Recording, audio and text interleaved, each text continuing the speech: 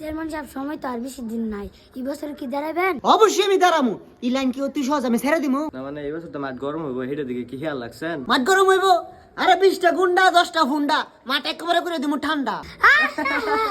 আপনি তো অনেক গুনার কথা বলেন। ও তাই নাকি? ইয়া ছোটবেলা আমার খুবই হওয়ার ইচ্ছা ছিল বুঝছিস নি, কিন্তু কি করবো রাজনীতির নামে গেছি গা।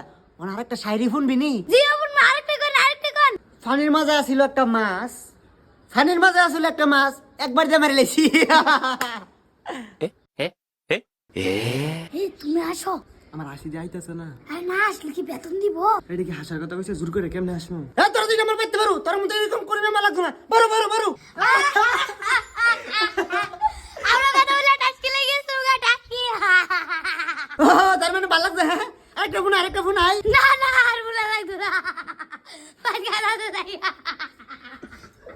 ও যাকটা দেখো ভালো। হ্যাঁ আমার শায়রি বুঝনা আমার কুর্মিরা হাসতাছে। এটা আমার গর্বের বিষয়।